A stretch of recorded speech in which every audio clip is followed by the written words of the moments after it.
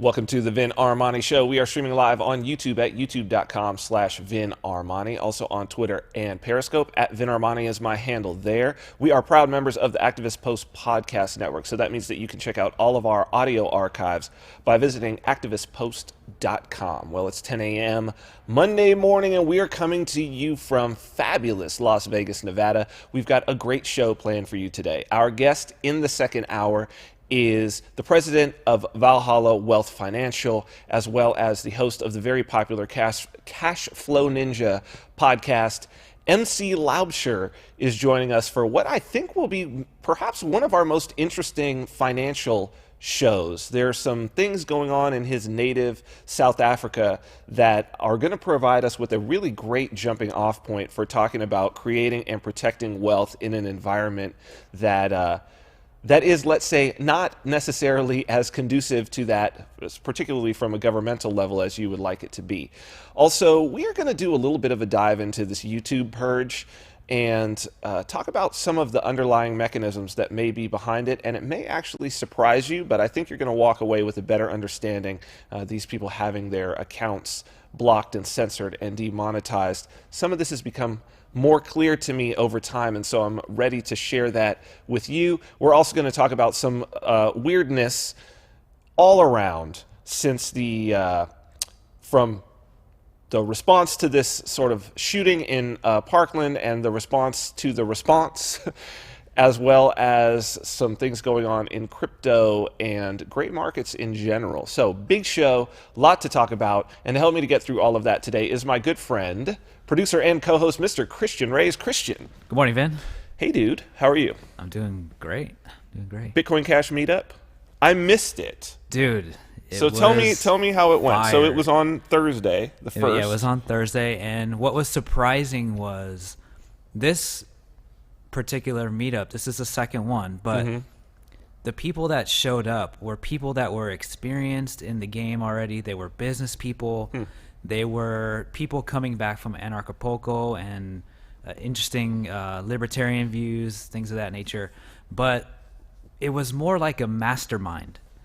Because we started the conversation, we introduced Bitcoin Cash, we did the transaction, showed everybody what it's about, and then people just started going, hey, this is something that I'm doing. This is something that I noticed. This is something, and it just started. And networking. Yeah, everybody was vibing. By the time we were done, people were excited to come back and bring new people into, because they seen, okay,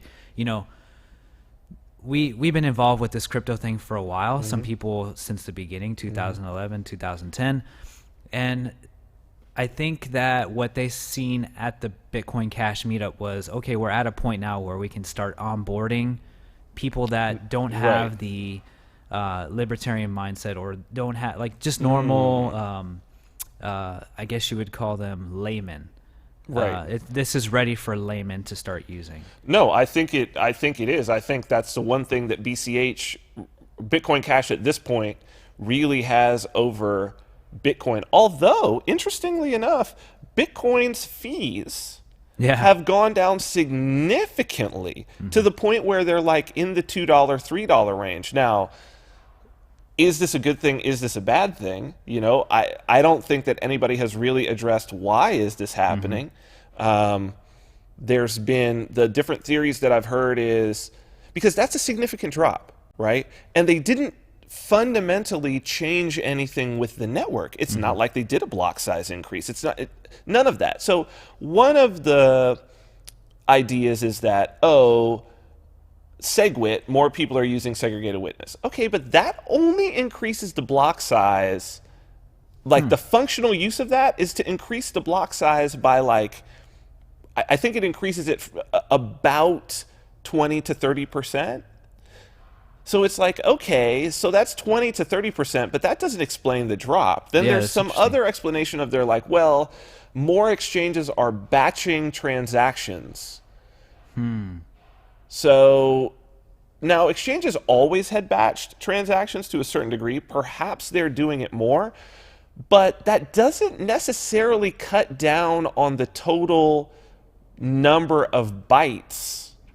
Unless they're saying that exchanges are doing more off-chain transactions themselves, right? So that exchanges are moving around, which typically most of the bigger exchanges were doing anyways, right? So they're moving around internally. They're doing off-chain database-based transactions, basically like a bank, right? They're settling off-chain internally with markers in their own private database, and then only putting onto the blockchain when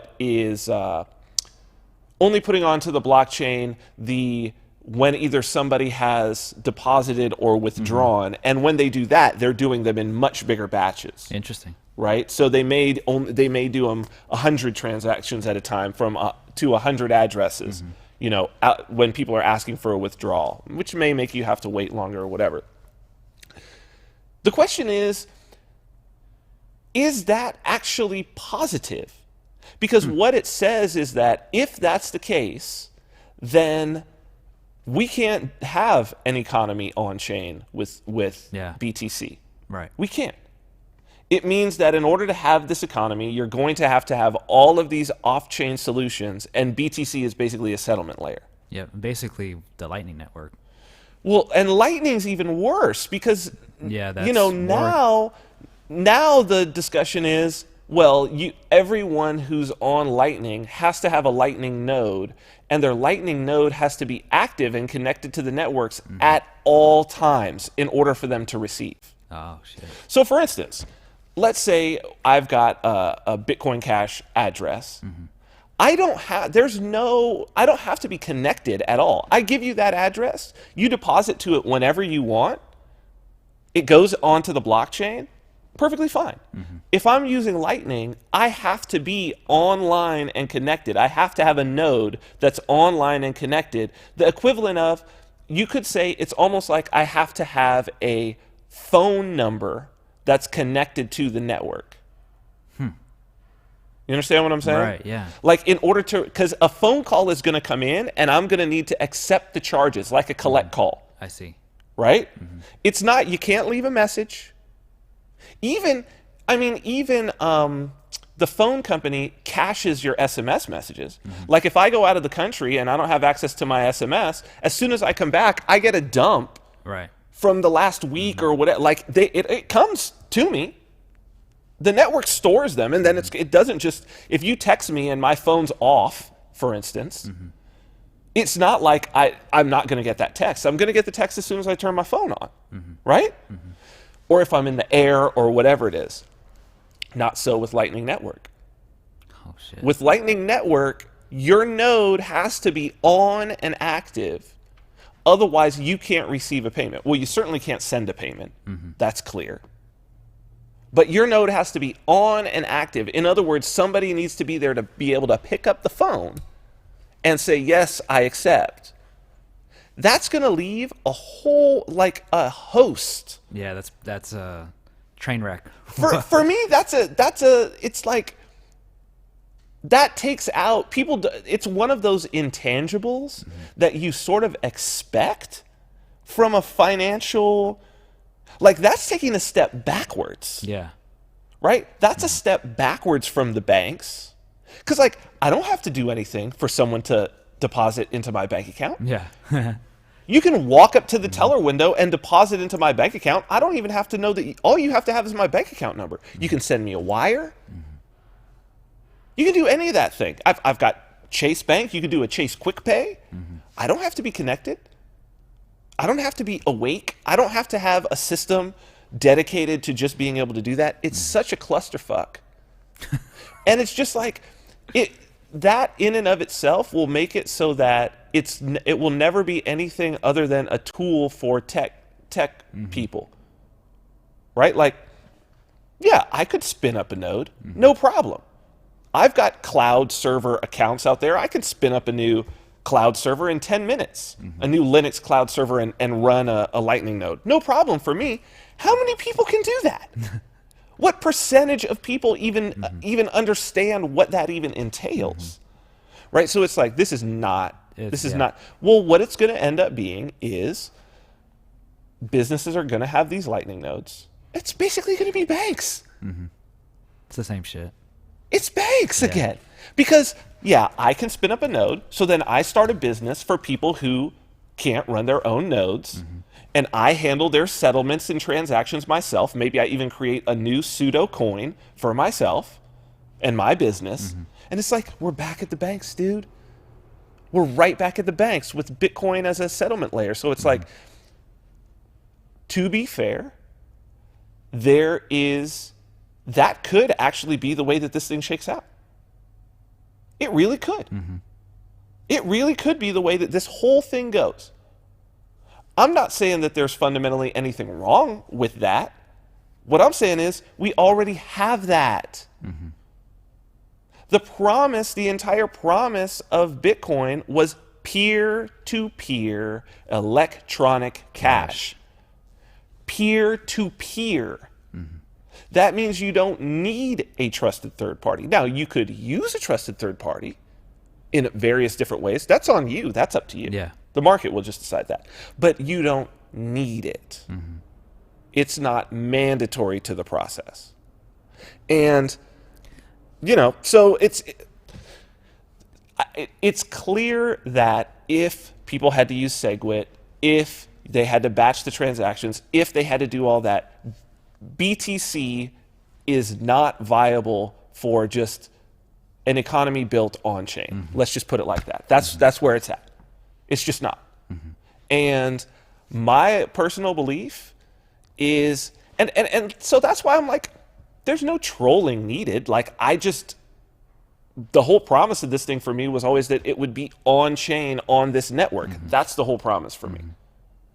And so that's where Bitcoin Cash is. Yeah, and I think that with the meetup, that's what people walked away with too, is like, why is this different? Because it can be used as digital cash. It can be used as peer-to-peer digital cash, not any of this fancy stuff with, just simple, just effective. It works. And down to a fast. penny. And down to a penny.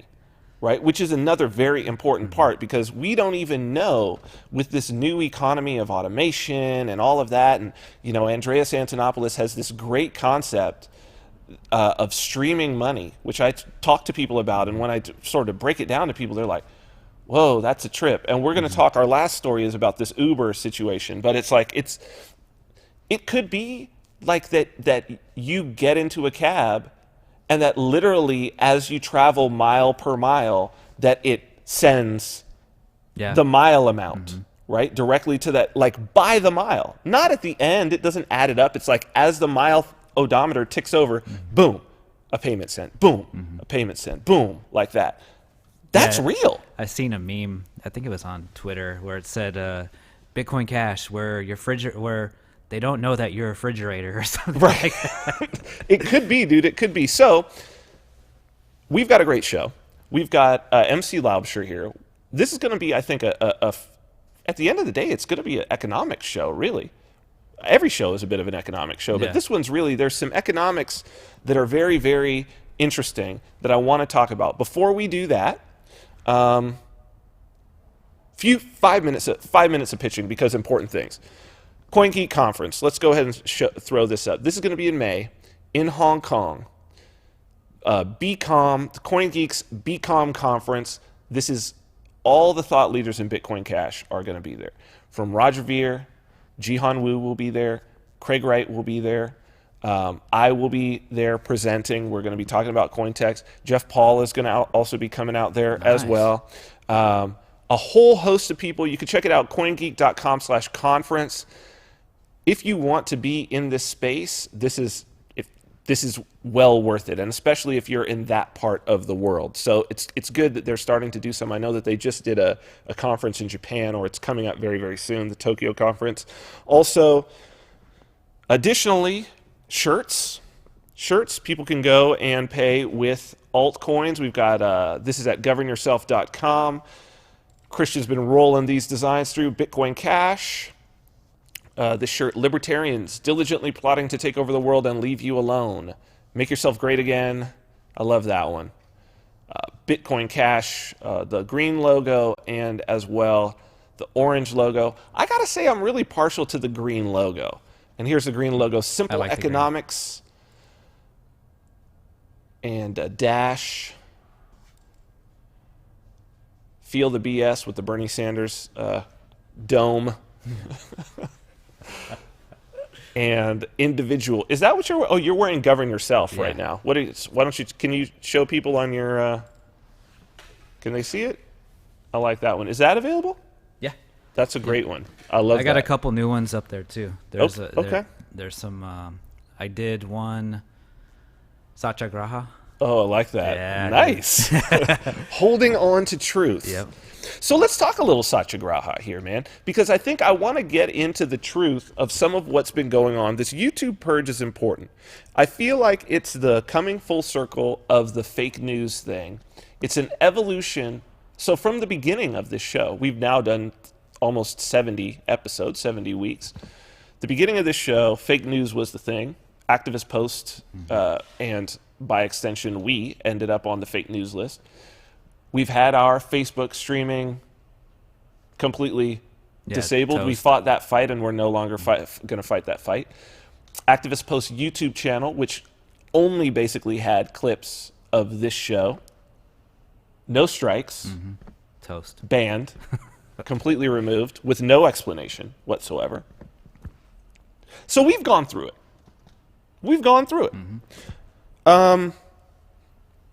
I think more with feeling that it's absurd and less getting butthurt about it, less trying to, I think that it's attributed, I've always thought that it's attributed to much broader forces. It's never so simple as, well, I take that back. Sometimes it is truly so simple that there is somebody within an organization who just really dislikes you. Right. But unless you have some sort of, like, unless you know that person by face and name, and unless you have some sort of proof from the past of them doing something, probably not best to start out by assuming that it's some sort of a conspiracy against you. Sometimes it is. I've had it happen to me personally, right?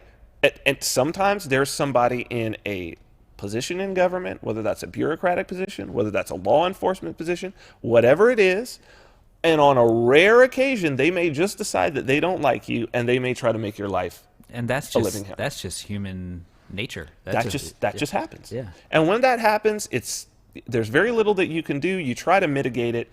But in a case like this, when you have this broad, so I wanted to understand, because it's like, in the last week, all these people have had they're either banned, demonetized, taken down. So Dave Rubin Report, has had his videos getting demonetized. Mike Adams, Health Ranger, the Health Ranger YouTube, which had millions of views over many, many years, I believe yesterday or day before, was completely banned, taken down. Alex Jones was, of course, the most public, but there have been many others. If you go hashtag YouTube purge and you go through, you'll see the people whose names have been taken down. Now, what I've found and what I've been also tweeting about is there's actually method to the madness of this thing, and it's pretty clear what it is. So I just want to dive into this a little bit. It has to do with the gun, the Parkland shooting. Then we covered the response about the kids, and 2-3 weeks ago, where I said this is very much like a reality show that's happening. Predictably, the conspiracy theory side, the Alex Jones side, jumped out with the crisis actor meme, which has been going on since Sandy Hook, I think. Pretty much. That was the sort of the big one. And one of the reasons why is because people watch it. People are into this crisis actor meme, and then they go out and participate in it, and they're pulling pictures of, isn't this person the same? And it's clearly not. And you're just like, what? Why are we even doing this? But I think it's like, it's a paranoid schizophrenic fantasy, but it locks people in because it's entertaining, right? So people get involved in it, and they feel like they themselves can participate in it as well. It's kind of like that I told you so, like, exactly. They're waiting for that moment. Now, what's so interesting is I want to start out with this article. This is this Jones CNN article. What's so crazy about this is the headline and then what this article is actually about is really the definition of fake news. Like CNN really truly is. But check this out. Go do this. So the headline is advertisers flee InfoWars founder Alex Jones's YouTube channel. Okay, Christian, if you read that headline, what would be your impression of what this story is about? Well, basically discrediting Alex Jones and also pointing out the fact that he's a conspiracy theorist. Well, hold on. Let's go simpler than that. Okay. Okay? Like the plot of the story. If the headline is advertisers flee InfoWars founder Alex Jones's YouTube channel. So we'll do like the who, what, where, right? So what is the what on this? What is the story that they will be telling us in this thing? Basically that people don't like Alex Jones anymore. Well, and that advertisers Are fleeing. Well, it's almost so obvious that it's like, it's crazy that I even have to ask it, that it's like, of course, somewhere in this story, you would expect, so what you would expect is that they are reporting on the advertisers who are pulling their ads from Alex Jones's YouTube channel, right? That's what this headline, advertisers flee InfoWars founder Alex Jones's YouTube channel, right? That is not what is in this story. It's not even close. Huh, interesting. Here's the story. Some of the biggest brands in the U.S. had ads running on the YouTube channels for far-right website InfoWars and its founder, notorious conspiracy theorist Alex Jones. And they said they had no idea YouTube was allowing their advertising to appear there. Now, mind you, this is the first sentence.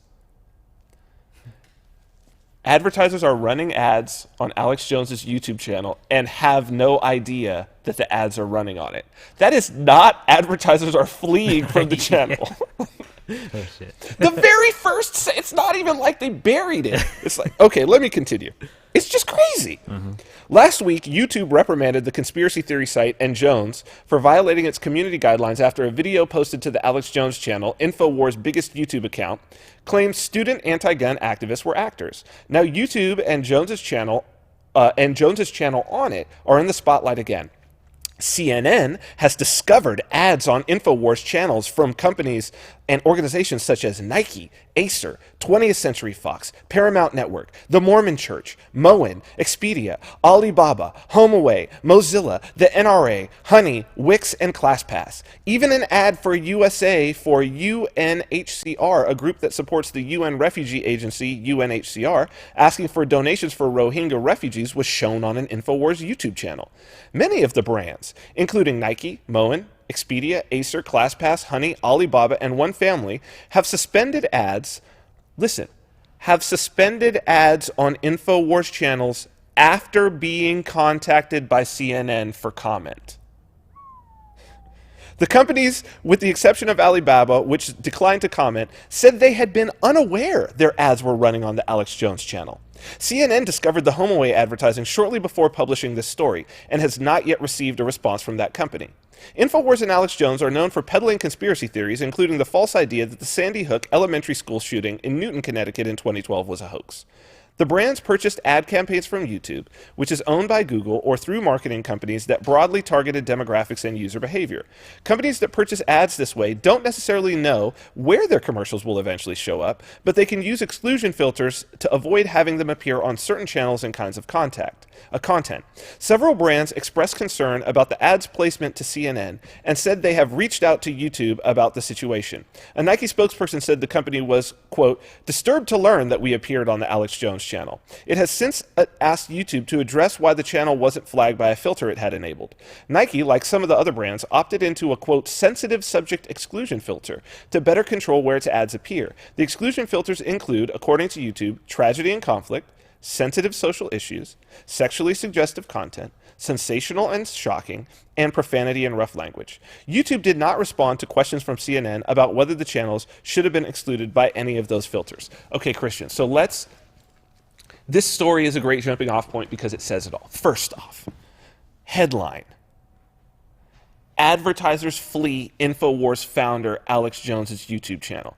So let's just do a breakdown of what CNN did in this story. Why they obviously set up a group of interns, right? Group of interns to sit on some machines and to start pulling up Alex Jones videos, right? And catalog which ads were being shown. Okay? This is clear that that's what they did. Apropos of nothing. All right? Then they proceeded to reach out to the spokespeople, the media relations department of these companies, which are going to pick up the phone when CNN is calling. Absolutely. CNN is calling your media relations department, you pick up the damn phone. Like, bottom line, right? Or you answer the email immediately. And they have the connections to every single one of these companies. They know exactly who to call. They reach out and they say, did you know your ads are showing on Alex Jones's channel? And of course, what all of them say is, no, we did not know that. We did not know that. And then they say, did you know Alex Jones was just recently reprimanded? Did you know that he is getting strikes and violating community guidelines? Did you know that he is saying that these brave kids, that by the way, CNN has been the main network pushing these kids out in front. Did you know that he's saying that they're crisis actors?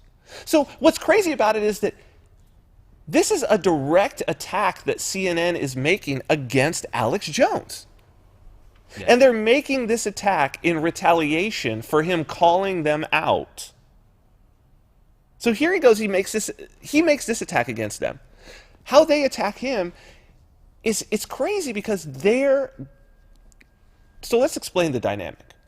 All right, so that people can understand how this works. They talk about it a little bit there, but I think people have a misconception about how advertising works, right? So my background, like the patent that I did years ago is for ad serving technology, and this was 10 years ago. We did it very, very differently at that point. But how Google and how the big ad agencies do it now is they're basically tracking you as you travel around. With cookies, with session variables, they're tracking you. This is the reason why if you go to a site, for instance, and we've all had this happen, you go to a site, let's say you're looking to buy a new pair of shoes, you're looking around at these shoes, or even you go to eBay. That's the weirdest one. Yeah, you go to eBay and you search something, or you go to Amazon and you search something, and then you just go to Wall Street Journal doesn't have, I don't think they have that many ads, but you go to look at a story on the New York Post. And all of a sudden, the entire thing is ads for that thing that you had previously searched for. Could have been days ago, could have been the same day, whatever. The site itself, they don't, anymore it used to be that like if you had a site or you had a video that it would serve based on the sort of keywords of that video, the topic of that video, the topic of the website. It would serve ads that would be associated with the type of demographic that might visit the website, right? So when you went to apply for like AdSense, not AdSense, because they've always been tracking it this way, but some of the other was DoubleClick and some of the other ones back in the day, you would put in, if you had a website, like what is your demographic, mark off that your people would be interested in all of these things, whatever, what's your site traffic. They don't need that shit anymore. No, it's more advanced. They just know who you are. They don't care what site you're visiting. They don't care what video you're watching. All they care is who you are and have you reached a place where they can now serve you an ad. And they'll serve you that ad whether you're on a news site, whether you're on a shopping site, whether you're on a sports site. Social media. Whatever. You go onto YouTube, if it's ad time for you to be served an ad, it doesn't matter. They don't care what you're watching. They only care that you're sitting in front of the screen. So they're going to serve you the same ad based on you. Now, some of that on YouTube has to do with your previous viewing history, but it's the reason why, for instance, I can pull up a cat video on YouTube and get served a Bitcoin-related ad. Like the video has nothing to do with being related to Bitcoin, but they know that I have watched a lot of cryptocurrency content.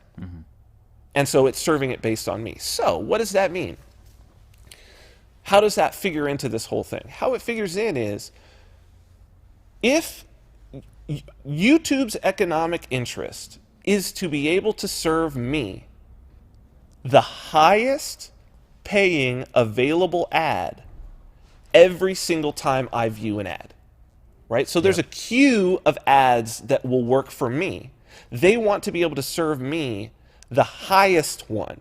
Now that highest one is going to be from the largest companies. It's going to be from Nike. It's going to be from Paramount trying to serve me a movie trailer for a new release. It's going to be from Alibaba. It's going to be from, you know, HomeAway. What are all these other ones? You got Nike, Acer Computers, 20th Century Fox, Wix, Expedia, right?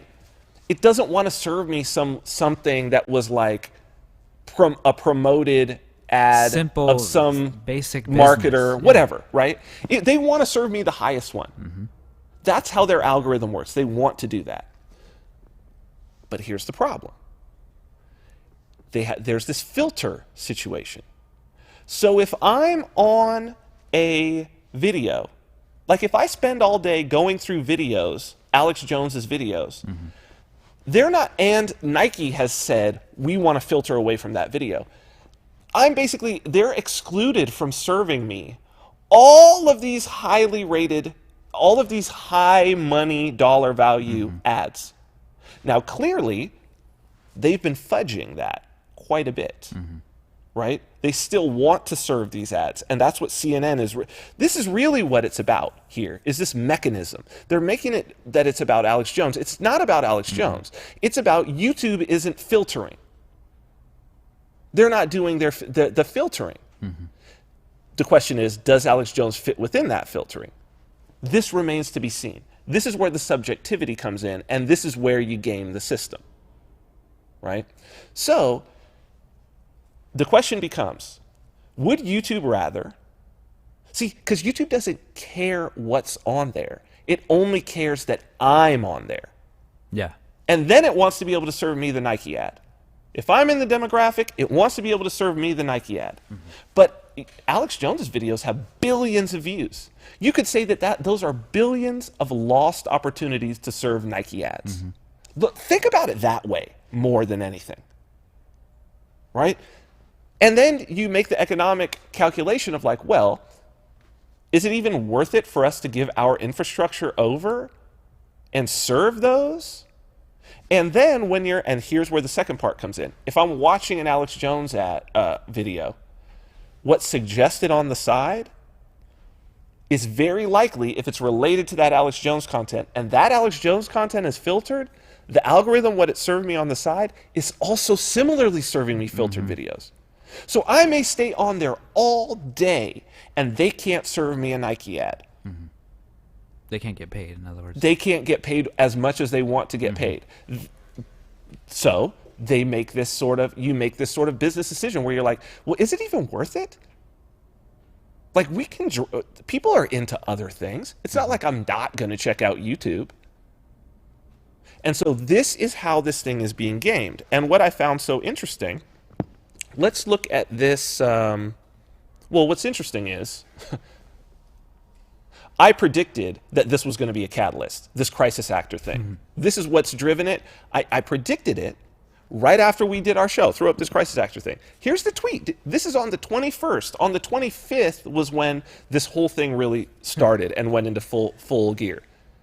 And I said, my tweet is, y'all tinfoil hatters effed it up again. This kid is not a crisis actor. He's participating willingly in a crafted narrative to get camera time.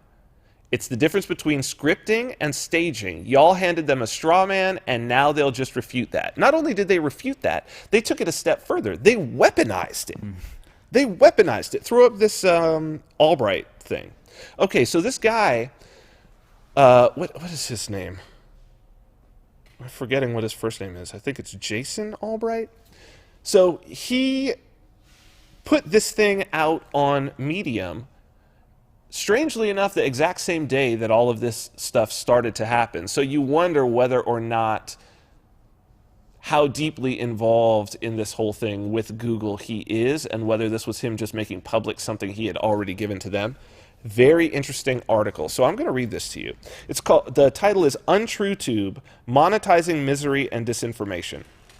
Welcome to 2018, a time when we clicked and swiped ourselves into a cultural dystopia for a few trillion views. With the dust still settling from the Parkland, Florida high school shooting massacre, the information war carries on. The initial focus involved the NRA lobby, but a large-scale disinformation campaign has successfully shifted the debate to the use of crisis actors for student survivors. This is the real fake news, no quotation marks are needed. YouTube's almost monthly scramble to take down trending videos that perpetrate rumors and false information is over for the time being. Using several hundred seed videos returned from a search on YouTube's API for, quote, crisis actor, I obtained the next up recommendations for each of these results. This generated a network of close to 9,000 related conspiracy-themed videos. Except for the time it took to collect the data, it was a relatively straightforward process. Every time there's a mass shooting or terror event, due to the subsequent backlash, this YouTube conspiracy genre grows in size and economic value. The search and recommendation algorithms will naturally ensure these videos are connected and thus have more reach. In other words, due to the increasing depth of the content offerings and ongoing optimization of YouTube's algorithms, it's getting harder to counter these types of campaigns with real factual information.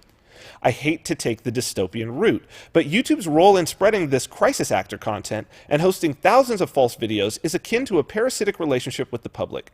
This genre of videos is especially troublesome, since the content has targeted individual effects as well as the potential to trigger mass public reactions. The view count for 50 of the top mass shooting related conspiracy videos is around 50 million. Not every single video overlaps directly with conspiracy related subjects, but it's worth pointing out that these 8,842 videos have registered almost 4 billion views. Keep that in mind when you think about what we just talked about. 8,900 videos, 4 billion views. Contrary to my earlier remarks on Twitter about YouTube's algorithm getting gamed, I'm no longer sure. The only gaming here appears to be using tragic events for automated content monetization. The mass shootings in particular are especially troubling. The experiences of the least fortunate among us, including tragedy survivors, children, and their families, are being used to algorithmically profit from the most impressionable. From my experience in the disinformation space, all roads seem to lead eventually to YouTube. This exacerbates all of the other problems because it allows content creators to monetize potentially harmful material while benefiting from the visibility provided by what's arguably the best recommendation system in the world. While they don't need to outright censor it, there must, at the very least, be policies put into place that include optional filters and human moderators to help protect children and other vulnerable people from this material. And so he went ahead. You could see, if you're watching, you could see this sort of web graphic that he created of how these things are all connected to each other. So he did it. He's a big data guy. So let's go to this purge CSV. So right here in this article, he basically gives it over. And this is why I think that he's already working with people at Google. But it says, I'm still working on this project, but since it's an important set of, quote, fake news data, I'm sharing the CSV, comma separated value, like Excel file, of all the videos with the names and channels and the view, like, and dislike counts. You can browse the list here. Then he gives something, and so put up CSV data. So anyone can go. This link is in that article. It's at data.world, and it's the list of 9,000 YouTube videos pulled from 250 seeds returned from search for crisis actor. It says, this is my initial data set pulled from YouTube's API on 25th February 2017. It consists of 250 videos that were returned for the search query crisis actor and the subsequent recommendations that were returned from these videos. Approximately 20% of the videos are mass shooting, crisis actor, and false flag related. The remaining 80% conspiracy, mostly related to conspiracies involving history, government, institutions, and religions. Approximately 100 music videos were removed from the first data set. So Christian, let's talk about who's in this list. Alex Jones is definitely in this list. Health Ranger was there. I downloaded the CSV. I threw it into an Excel file. I put it in alphabetical order by the name of the channel and went through. Corbett Report is in there. Media Monarchy is in there. Rubin Report is in there. I checked it out, but I didn't go as far as like separating everything. And There's So a lot of fucking... there's a lot of well, it's 8,000 videos, right? And what it is in this case is that it's like, here, this is the new fake news list. But it's a fake news list. What's different, see, they've gotten better now. Yeah. Because now they've gone scientific with it. That they've said, okay, two-pronged approach. Now, the other part about it is, don't anybody think, let me say this right now, don't anybody think that I'm saying that this is some hierarchically organized operation that's happening. No, this is all a bunch of people working in their own self-interest, where their interests happen to collide, and so they're using each other in this way. It's not some organized conspiracy from the top. It doesn't have to be. It's these own people's own self-interest, from David Hogg, the kid getting on camera, to CNN. Yeah, I saw CNN, I saw MSNBC. To MSNBC, to YouTube, to this guy, Albright, all of these people. And so what's interesting is that this is where the flashpoint and jumping off point is going to be. I would very much suggest that anybody who has the inkling that they want to do some crisis actor, or that they want to, and he's right, everybody's doing this just for views. They're doing it for views. Yeah. They're not dedicated to it. They don't have, look, we did two Las Vegas shootings, big, like long pieces, tens of thousands of views. We're not on that list. Why are we not on the list? The reason that we're not on the list is because we didn't sensationalize anything. I didn't even want to talk about it, but I felt like I had a responsibility to talk about it, not for views, but to get out what information I knew and I understood, and then we stopped talking about it. People continued sharing the video. People were commenting on the video. They wanted me to comment more. They even were calling me out like, you're not saying enough. I think you know more, blah, blah, blah, which perhaps I had some other theories about things. But no, that was it. That was all we were going to talk about, because it's about sharing information and education. Other thing about it is, we don't monetize our YouTube videos. Yeah. There are not ads running on our YouTube videos. That's part of, I know that is part of the algorithm in terms of choosing which video to show you next. Well, that's the business model. That's why would they suggest for you a video that is unmonetized? Yeah. That makes no sense. Why would I give you an up next video with no ads on it? That's stupid. That makes no sense. So that's why we don't appear in that hierarchical sort of web that goes down. Now, running through that web is very easy with a program. So this dude put together a program and ran through it. So what people have to understand in this context is, if you live by the sword, you die by the sword. That's what it comes down to. If you live by the sword, you die by the sword. If what you're doing is you're creating salacious videos playing to the lowest common denominator, this is the crisis actor videos. This is the pedophile Pizzagate style videos. All of these, if you're going to create these sensational videos and play to the lowest denominator with the intention Of monetization. of monetizing it, get ready. Yeah. You're taking a risk. You're taking a risk. If you're really doing it for real, then do some real content, give some real information, and sell real products within that content. And don't take any money from YouTube. Don't take any money from them. Because the second that you monetize, you are now a partner with them. You have partnered with them. Yeah, and for something like with Alex Jones, it's like, okay, you're putting up this fight against YouTube, but then you partner with them at the same time. It's like, he's making money off them. Yeah, he's making money off them. So it's so disingenuous. Yeah, so disingenuous that it's like, yo, be real about it. Pull all your videos down right now. Then, if you have such a problem with them, pull your videos down. He won't do that. And the thing that boggles my mind is he can easily do that because he sells his own products. Agreed. Yeah, it's weird. Yeah, but why would you give up the check? Why would you give up the monthly check? So YouTube has come out now, and as late as yesterday said, we never said that we are going to take down Alex Jones's channel. We have no intention of taking down Alex Jones's channel, but all those people who are in that second tier web, I'm telling you, if you're getting, if Alex Jones does a crisis actor video and you're one of the up next, you are very close to being censored. This is going to be the new regime. Now for us, doesn't affect us. I don't feel that even, one, it's not an accurate narrative, and two, it's actually, it's destructive of what it is that we're trying to do, because it's just nothing but a red herring.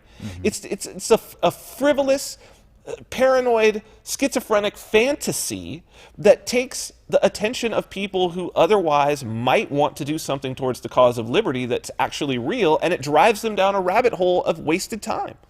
It's destructive instead of creative. It's destructive. It's entirely destructive. And speaking of destructive, let's just take a look. I want to roll through these. We're going to roll through, and we're going to roll through them relatively quickly, just because it's a theater of the absurd of the stories that happened this week. Our culture is driving into a place of absolute absurdity. And it's on both sides. It's on both sides, and like, who are the adults in the room, right? So let's go ahead and run this. News number one. So we have a situation where I don't think culturally we know how to react. We know that something should be done in many cases, but we don't know what to do. And because we live in such an unprincipled society, and because we've lost all grasp on principles, the reactions are going to be these weird preferences that just don't make any sense. Let's talk about the reaction to the whole Parkland shooting and the response in both the media and on social media. Let's do this backpacks thing. This from Fox News. Schools across the U.S. are banning backpacks after Parkland shooting. Some schools across the U.S. have banned students from carrying backpacks inside their buildings due to safety concerns following the recent shooting at a Florida high school that left 17 people dead. Schools in Florida, Illinois, and Ohio have already taken steps to prevent students from bringing book bags into school, the Miami Herald reported. In Niles, Ohio, students are allowed to carry small purses or lunch boxes as a way to, quote, make every student feel safe, WKBN reported. A student was removed from Niles McKinley High School after allegedly discussing school shootings. The school also banned backpacks last year following a bomb threat. In Manatee County, Florida, the district banned backpacks after receiving threats to more than a dozen schools, WFLA reported. 6 people were arrested in connection with the threats. Quote, students who may have thought that it was clever or funny to take this action, Scott L. Hopes, a member of the Manatee County School Board, told WFLA. The board and administration will take these threats quite seriously. If you're going to bring a weapon to school, you wouldn't hang it around your neck. You'd probably put it in a backpack. Students at Marion High School in Illinois were also not allowed to bring backpacks to school. However, the school allowed students to keep clear or mesh bags in their lockers. WPSD, the school district, reported some students started carrying their books in laundry baskets. So let's go to the second one. This is Delta. This from the Washington Post. A Georgia Republican's threat to Delta: restore NRA benefits or you won't get your tax break. Days after Delta Airlines announced it would stop offering discounted fares to National Rifle Association members, a top Georgia Republican retaliated by vowing to kill state legislation that would hand the airline a lucrative tax break. Lieutenant Governor Casey Cagle, who leads the Georgia State Senate, demanded Monday that Atlanta-based Delta, one of the state's largest employers, make a choice: reverse its NRA decision or watch Republican lawmakers strike down a $50 million sales tax exemption on jet fuel, of which Delta would be the primary beneficiary. Quote, I will kill any tax legislation that benefits Delta unless the company changes its position and fully reinstates its relationship with NRA, Cagle tweeted. Corporations cannot attack conservatives and expect us not to fight back. Delta has not commented on the threat from Cagle, who says he is a lifelong member of the NRA and boasts that he has earned an A+ rating from the organization every year. he has served in elected office. The gun rights group has also endorsed Cagle in the past. Delta recently joined United Airlines, Best Western, MetLife, and at least a dozen other companies in cutting discounts and perks for NRA members amid the national gun control debate after a deadly Valentine's Day shooting at Marjorie Stoneman Douglas High School in Parkland. Now, what's so funny about this, as it comes out, much ado over nothing. Throw up this 13 people. From USA Today, the number of Delta Airlines passengers who bought tickets with the NRA discount, 13. How many airline passengers does it take to kill a $40 million tax break for Delta Airlines? Only 13. The Georgia legislature removed a jet fuel tax break from a larger tax package Thursday. Lawmakers were upset that Delta, which is headquartered in Atlanta, dropped the National Rifle Association from a discount fare program in an effort to appear neutral on gun policy. After the firestorm, Delta will review all its marketing programs to avoid those that might become political, CEO Ed Bastian announced Friday. But the airline said only 13 passengers ever bought tickets with the NRA discount. That translates into each discount costing the airline about $3 million in tax breaks. Quote, "We are in the process of a review to end group discounts for any group of a politically divisive nature," Bastian said in a note to employees. And then lastly, let's just play this video. This is the students. Hundreds of students took to the streets to protest gun violence.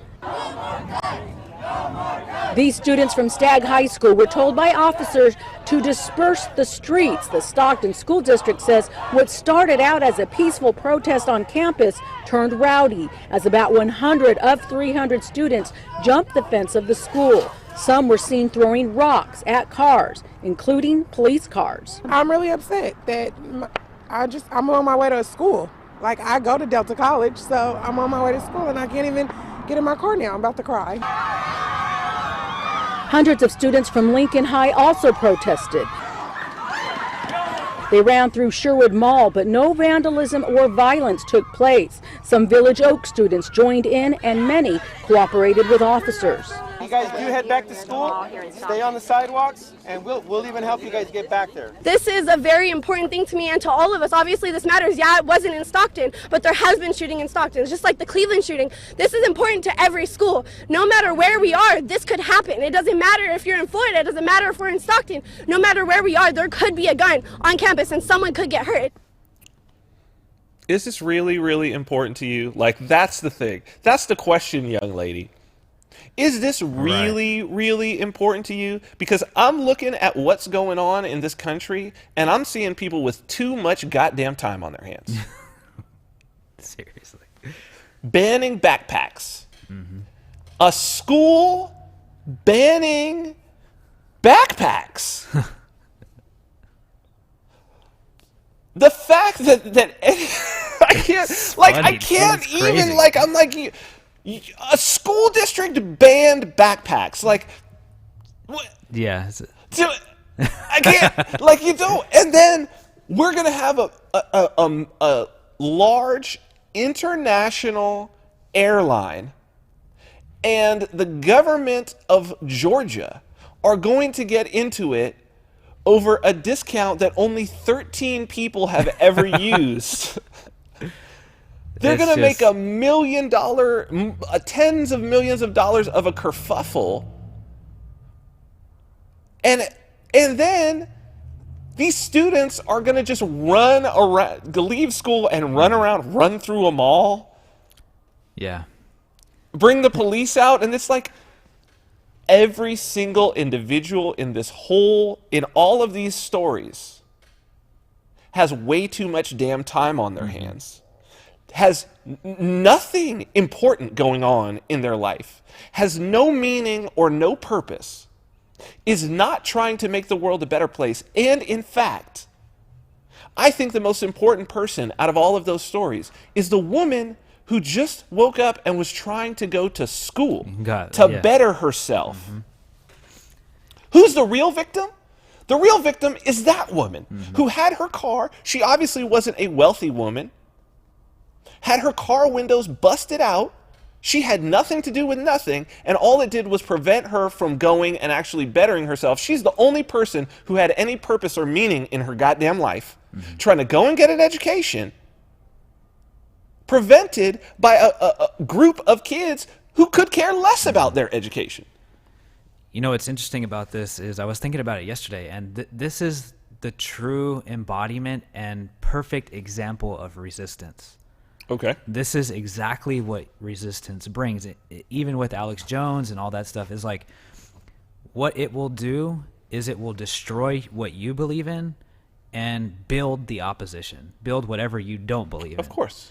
And if they're coming from that place of resistance, just like what Alex Jones is doing, don't get me wrong, there is a certain level of creativeness that goes into that. Sure.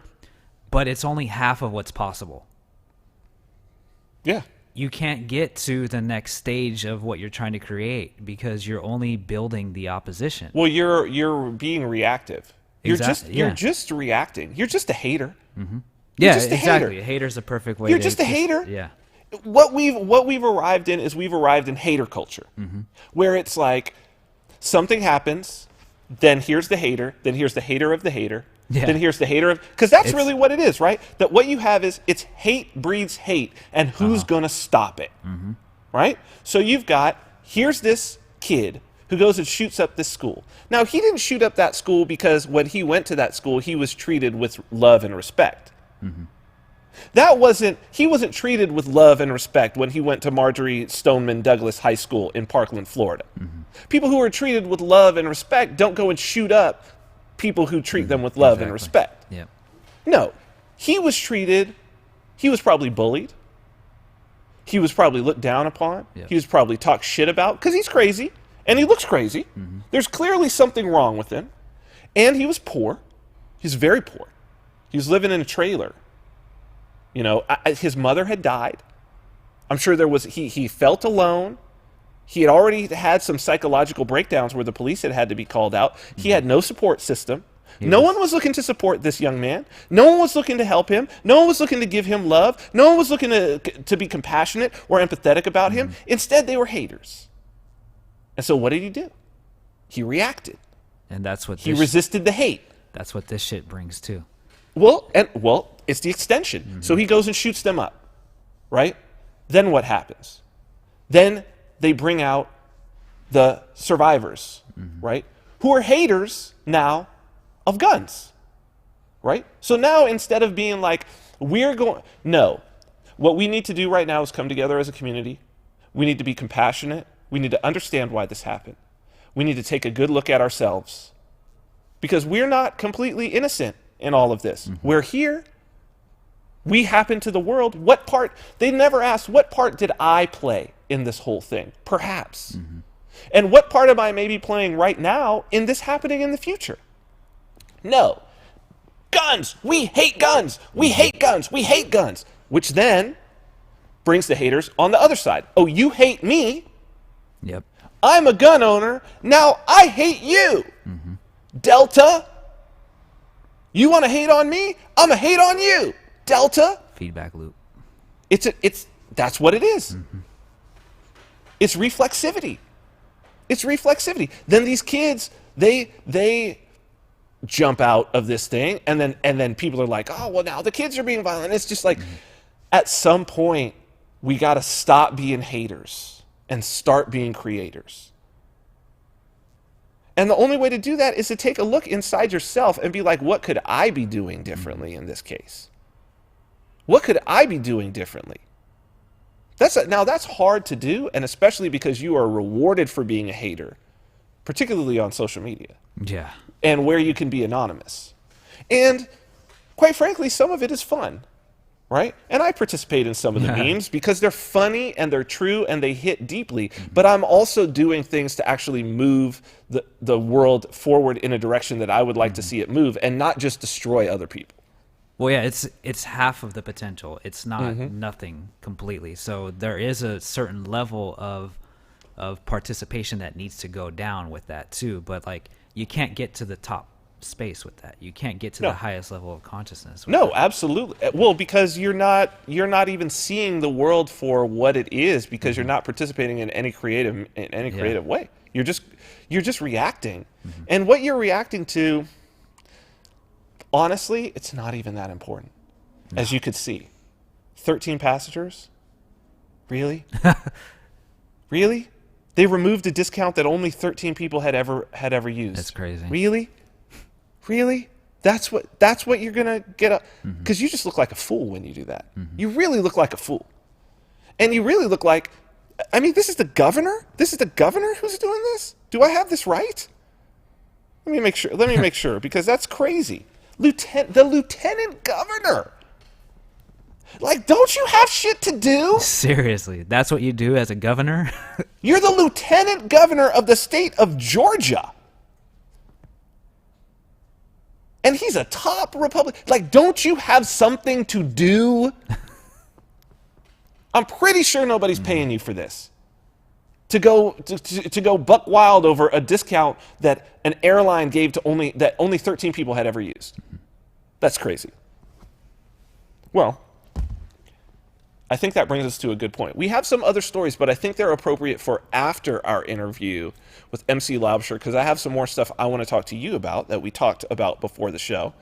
But since it's 11 o'clock, why don't you see if you can get MC? I think that now, talking about what you can do personally and take some personal responsibility, I think that is a great place for us to jump off to talk to MC, because that's actually what we're going to talk about today. So why don't we go ahead and go to break, get him on, and then we'll come back with our guest, MC Laubscher.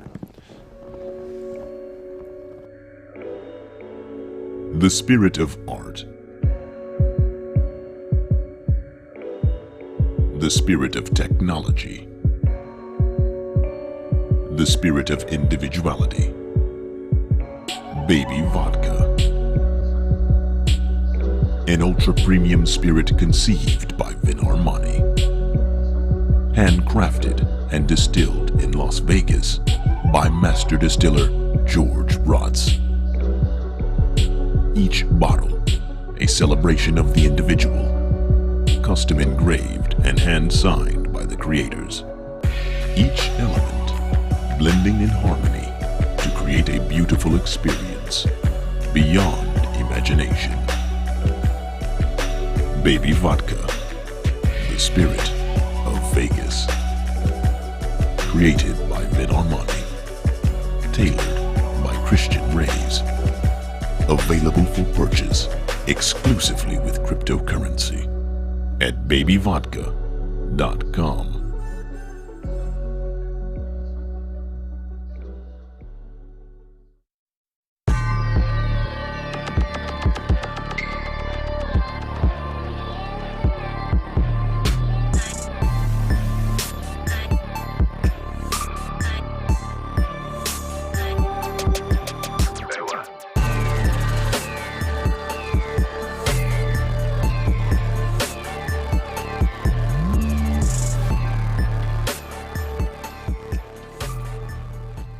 Welcome back to the Vin Armani Show. We are streaming live on YouTube at youtube.com/Vin Armani. Also on Twitter and Periscope at Vin Armani is my handle there. We are proud members of the Activist Post Podcast Network, so you can check out all of our audio archives by visiting activistpost.com. So before we get to our guests, I just want to talk to you guys a little bit about counter markets. Trends and strategies for maximum freedom. You can get your first issue for free at countermarkets.com. Today is the day that we will be releasing our new issue. That's our March issue. And this is a really like a sort of a how-to issue, which I really like.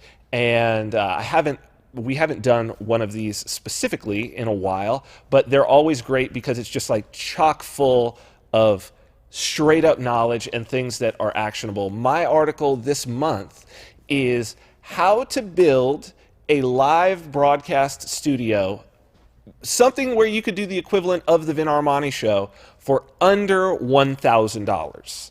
And I give quite a few examples. If you want to go a little less than that, you can do it for maybe even $500, especially if you have some old gear hanging around. But I do think that now is a time to, if you have some ideas, I will tell you that it's been very, very good for me in terms of distilling the ideas that I had, understanding what I actually knew, and then expanding my knowledge to be writing, including writing my book and writing in counter markets every month. That has been huge.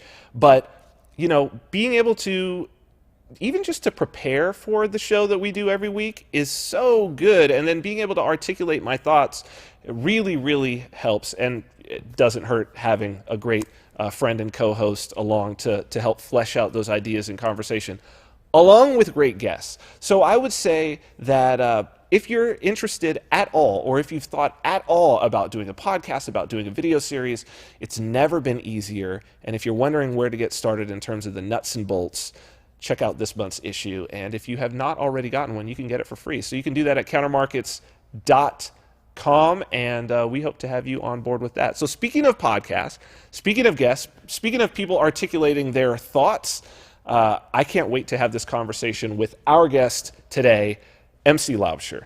MC Laubscher is a wealth strategist, educator, and financial freedom fighter. He's the president and CEO of Valhalla Wealth Financial and creator and host of the popular business and investing podcast Cashflow Ninja. His mission is to help as many people as possible eliminate the control banks and financial institutions have over their lives by building their wealth in a variety of ways outside of Wall Street. MC Laubscher, welcome back to the Vin Armani Show. Vin, excited to be back on. Thank you so much for having me on. I think now is a great time to start discussing, I guess, this is maybe financial self-sufficiency. I think everybody can see that we're approaching a time when the world that we knew it, to do the BitConnect thing, is no longer as it used to be. No. It's really not. It's really not, though. There's so much change on the horizon, and in literally, not figuratively. And we had spoken earlier. I want to dive into these. I want to dive into some ideas of strategies that people can take to protect themselves and to grow their wealth in this new environment. But speaking of the new environment, we had spoke beforehand, and I thought that it might be a good jumping off point.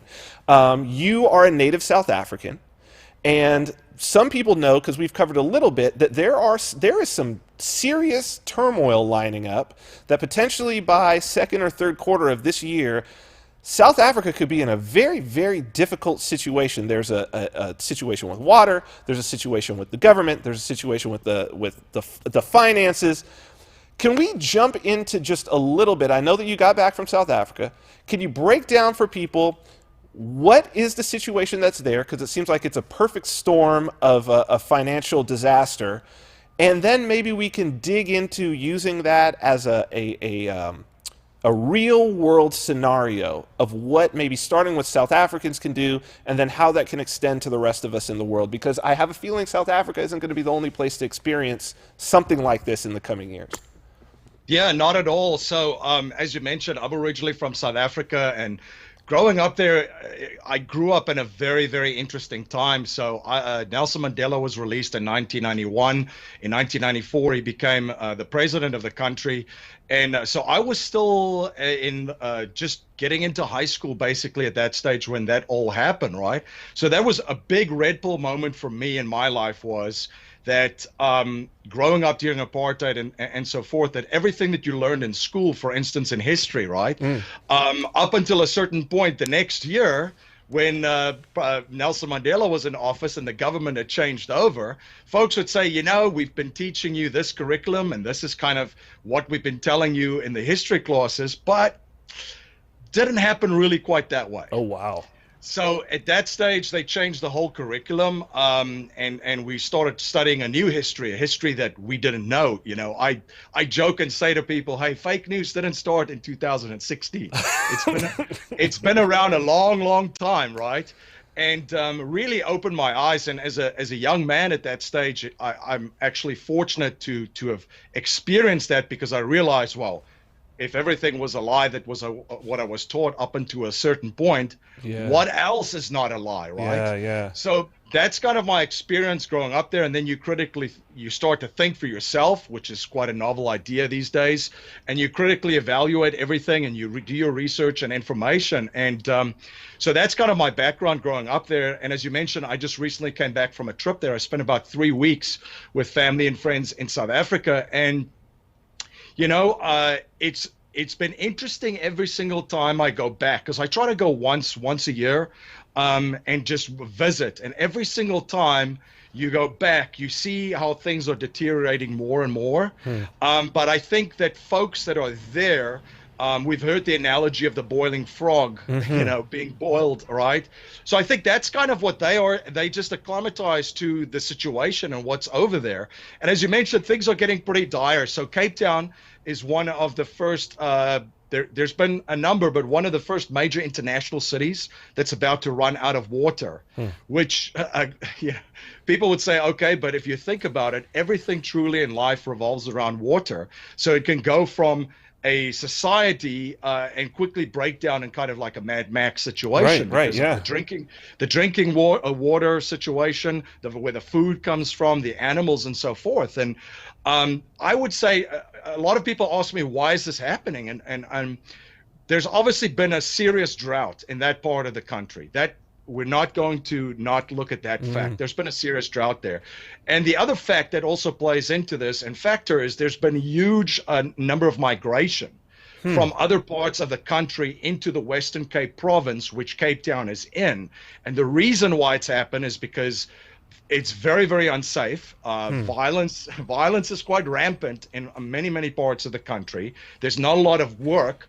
And the Western Cape so far has been one of the most well-run provinces or states in the country. So there's been a mass influx of people into the Western Cape from all over the country, and not just South Africans. There's a ton of Zimbabwean refugees that go there too, because there's work there. So that puts a lot of pressure on infrastructure in that part of it.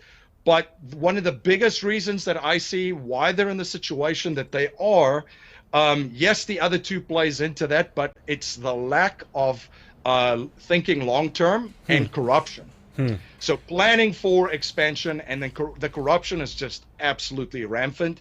In the Western world, we all kind of know that politicians like to cut deals here and there. Right. And, there's campaign contributions and all these fancy words that they use for bribery and payoffs. Sure. And it's just a little bit, and we kind of accept it. But over there, everything filters into the corruption bucket, which leaves nothing for the people on the street. So they knew about it. Apparently, in 2002, they were warned that if the growth rates are going in this direction, that we're going to potentially be in a situation where our infrastructure is going to suffer, water being a very, very big, huge part of it. And they've done absolutely nothing about it. It's the next guy's problem, really. Right. So, yeah, so on the ground, things are pretty dire there. There's water restrictions for folks. Per day, I believe it was up to 50 liters per person per day that they're trying to do. There's a lot of folks that have boreholes, but boreholes are dry, majority of them.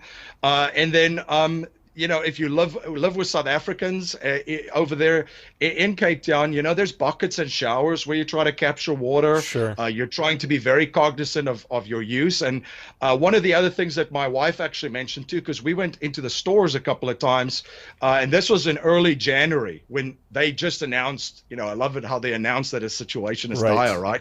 Like people on the street don't realize it, but they just really announced, like, listen, we're up in major trouble. So every time we go to the store and you try to grab like a 5-liter just holder of water, they were all sold out. Oh, wow. Every single store that we went in. So you could still buy small bottles, but folks know what's coming down the line, and people are trying to be self-sufficient and take care of themselves and their families. So they're stocking up for the water. But and the other problems in South Africa, as you've mentioned, we've had a very, very corrupt president that just after I came back was quote unquote forced out. He resigned. So Cyril Ramaphosa, which was President Nelson Mandela's chief negotiator back during the turnover from the apartheid state into this new democracy that they have, ran as the ANC party's president and won. And he's kind of the guy in charge right now and took over from Jacob Zuma, which completely just, we're talking about corruption. Yes. He just took it to another level. Yeah. But as the rhetoric there's still things that are very, very concerning. Things on the ground, there's a lot of rhetoric still on especially racial grounds. We've all looked at the fall murders that was going on, which is not covered by the Western press at all. which is a major concern of many South Africans there. They know it's not covered, but they know it's going on, and everybody knows someone that's been attacked or whose farms have been attacked and so forth. I know someone personally whose mom was killed and their farm was attacked, and the dad was shot 7 to 8 times. Oh, wow. And that actually made headlines because I think there were dual citizenships, so they did make some news in Britain for a short while. But a lot of South Africans know people that have been victims of this violence, and then you have politicians that not only no one's come out and say, listen, guys, this is not really the society that we want to build. They're actually encouraging a lot of this. This is what I've been seeing, yeah. Yeah, Julius Malema, which used to be the ANC Youth League leader, he broke away and formed his own party, the EFF, the Economic Freedom Fighters. And I mean, this is one of the guys that is really leading the charge of trying to get the lands back with folks, and doing it so in a violent way in his rhetoric. I mean, some of his quotes, I was just looking briefly, I just Googled it quickly before we jumped on because I know we were going to talk about this. It's quite brutal. If we say, the time to, quote unquote, slaughter whites isn't just yet, it'll be later or something to that extent. And this is someone that got 6% of the votes in the last election in 2014. So this isn't an extreme guy on the side that nobody's paying attention to. There's more and more people getting traction over there because, of course, as you know, Vin, when there's a huge crisis and there's a lot of problems, there's a lot of finger pointing by politicians. And when the next election is around the corner, the finger pointing becomes more and more aggressive. So, and the new president also announced that land reform, as they talk about it, will be something that they look at, and the redistribution of land without compensation. So this is taking people's, fundamentally what they're talking about is taking people's farms and giving them, it's white farmers, I would say, for the most part, right? And giving them to, who is supposed to get the farms after that? Is there some sort of system for that they're talking about? Like, what's the... Yeah, there's actually been a system that you can file land claims up against it. So there has been sort of a system to file these things. But so this now is going to go back centuries of who occupied the land. We're going to get into one of these. Yeah, this is historically, going down this path has not historically been a very good idea for the peace of the country. Right. Every country that's gone down this path, it's been nothing but negative, and it certainly doesn't sound like peace and reconciliation to me. It sounds like a flip. And so I heard also today, I believe it was today or yesterday that I read, that the new Treasury minister, the new finance minister, said he wants to print billions of dollars and give it to the unemployed. This is starting to sound like South Africa, which I think has been touted as sort of Africa's model country economically, and certainly the power of sub-Saharan Africa is going to turn into Zimbabwe. You're right. It's exactly where it's headed if this is the rhetoric that's going around. People. There are a lot of people that are still full of hope that this is not going to turn like this. But if this is the type of rhetoric that's in society and it's acceptable, if you live in a culture or in a society, as I would call it, where it's acceptable to confiscate private property, to violate contract law, and break the non-aggression principle, then it's over at that point. And this is actually embraced. And Zimbabwe, the neighboring country, in the 1980s when Robert Mugabe took over, there was a lot of folks that said, don't follow the mistakes of some of the other African countries that after they escaped the bonds of the colonization, went into a complete flip around and started doing the same things. That's right. And a lot of people warned South Africa about it too. Don't go the way of Zimbabwe. There's an opportunity here to build something special because there was an enormous opportunity. We're now in 2018, like I mentioned, in 1991, Nelson Mandela was released. 1994, he became the president. He was a one-term president. There's been a nice period of time to create something special, to in that country, but everything basically has been done the reverse opposite. So now, to your point with the money printing, you're just basically doing what Robert Mugabe did when he had that fight with the IMF, right? Exactly. So it's going to be very interesting to see how it plays out. It's we live in volatile and turbulent times. And as economies deteriorate across the world, we've seen succession movements all over Europe, right? So once it hits street level and it gets to a certain point where people have really had enough, they're going to look for solutions. And right now, there's a massive part of the population in South Africa that's still living in poverty. They, the majority of folks, whether you call it shanty towns or whatever term you want to call it, if you wake up there every single day and your biggest concern is just how to feed yourself, and if you will be able to feed yourself, and then you're running out of water as well, all of a sudden, when people lose everything and they've got nothing left to lose, they lose it, as Gerald Celente would say. So I can easily see something like that happening.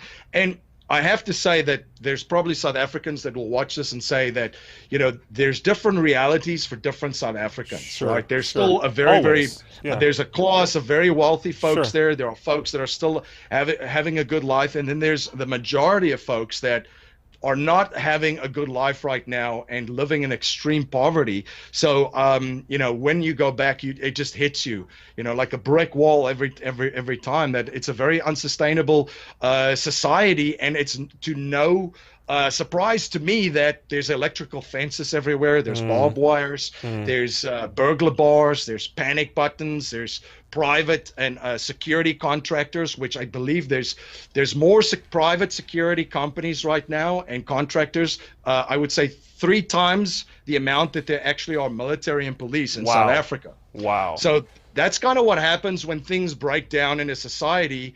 The free market fights. They've taken over the school system. They've taken over the hospitals. Public hospitals are so bad in South Africa that when you go there, you have to take in your own blanket, basically. So the private hospitals has served a need there. And then also the police doesn't protect anyone. The police cannot protect anyone there. So what happens? There's entrepreneurs and people that will step in and solve that problem, right?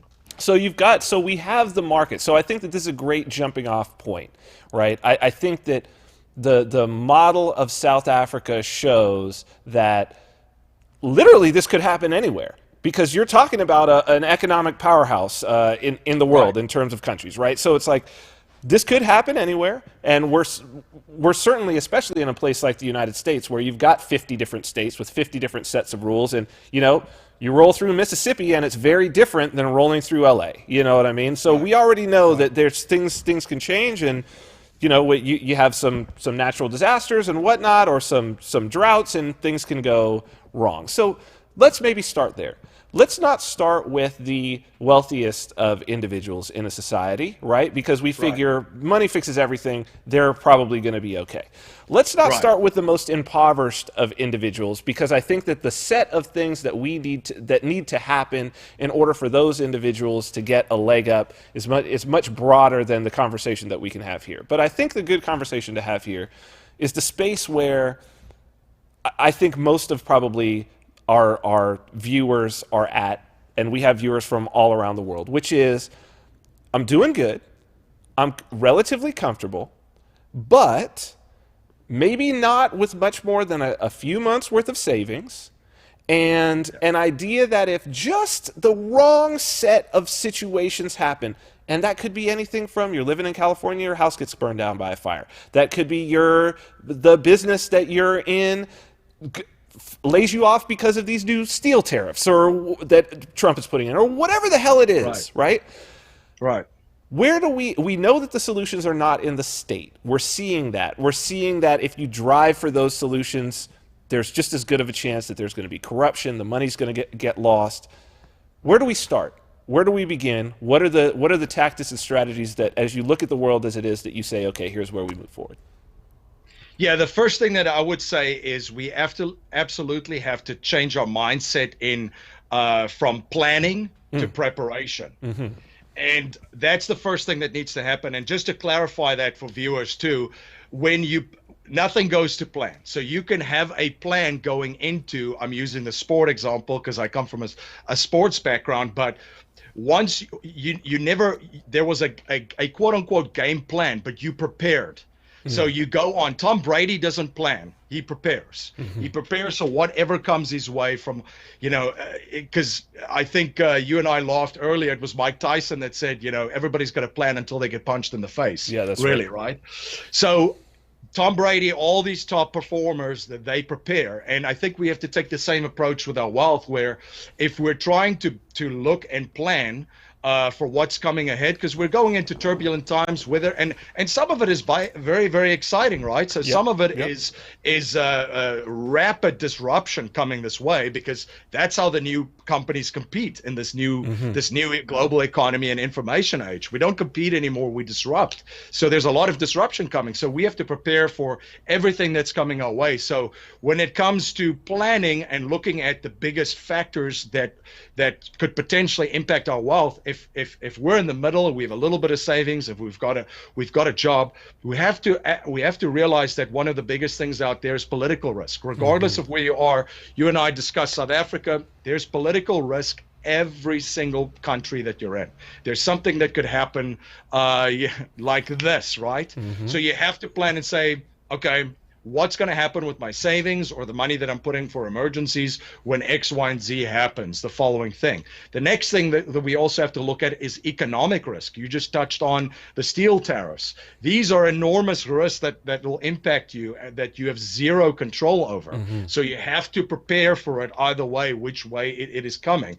Is there a massive correction coming in the stock market, and then all of a sudden companies are laying people off, home prices are down, that imaginary money that you thought that you have is now completely wiped out? What's going to happen if something like that happens, and then causes an economic slowdown? What's your business going to be like? How diversified is your business? Are you servicing only individuals? Is there businesses? What sectors? I'll give an example. This is part of preparation. If you're servicing retail companies right now, and they are your biggest clients in the next 5 to 10 years, you're in serious trouble. So you're leaving yourself wide open there for an economic risk and disruption, because e-commerce is set to double in the next 3 years. Right. And it's only growing and growing. So and then from then on is institutional risk, right? You might have had money in Lehman Brothers in 2008 and you shorted the market, and you were right, but you lost everything. So where is your money? And when we look at investments from a risk management standpoint, precious metals has always been a safe haven to absorb whether it's political, whether it's economical, and whether it's institutional risk. And then there's also other things that you can do. Obviously, invest in the safekeeping of your family. In the United States, by the way, Hurricane Sandy was here right on the East Coast where I was at. So we just had a storm come in on Friday, and the neighboring towns out of electricity. Right. So as part of preparing, natural disasters or storm is going to be part of our life, whether we want to accept it or not. It's going to be. So you have to be prepared and have generators and have some food and some water, the basic necessities to take care of your family. And then once you've had basically the foundational things down, you've got some precious metals, you've got some preparedness things to protect yourself. Anything else you might need, if there's firearms to protect your family, because again, people laugh at me when I say this, but what happened during Hurricane Sandy? What happened in New Orleans? What happened in all these areas? All of that, yeah. Exactly. So you're going to have to take care of yourself and your family. That's your main priority at that stage, and you're going to have to do that in the manner that you feel most comfortable with, and that you feel that gives you an opportunity. And then other things is, obviously cash on hand is a big thing. And then once you've got those things established, you have to figure out, well, where do I put my money? Where do I warehouse my wealth? How do I take advantages of disruptive technology? How much of my portfolio am I going to allocate in cryptocurrencies? It's still very, very early. It's exciting, but how much am I willing to put in this game at that point? Because it's clearly a trend.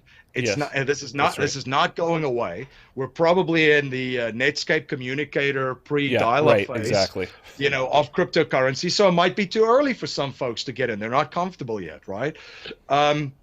So those are just some of the things. And then we talk about cash flow on our show constantly, the Cashflow Ninja. Everything is about, because money, the new rules of money, which nobody really understands or have played with since 1913, is money in motion needs to stay in motion. Yes. Otherwise it dies. So once you've got a warehouse for wealth, we look at hard asset investments, particularly that is aligned with trends. So for instance, and there's going to be rich and poor people in the United States, Sure. the markets that we look in. The trend reversal hasn't really started happening where the middle class is going to see enormous growth again. It's still being weeded away, especially with the way that money's being devalued. Mm-hmm. So how are you going to provide value within your investments for the rich or for the poor, right? So I'll give you an example in real estate. There's very, very high-end buildings in big cities, like for instance Miami, that Sure. service the very, very wealthy. That's going to be a pretty good cash flow play. There's going to be mobile home parks providing quality, affordable housing for folks that can no longer afford to rent in apartment buildings or are going through very, very hard times. So that's kind of, you look at the trends within each of that segment and position yourself accordingly.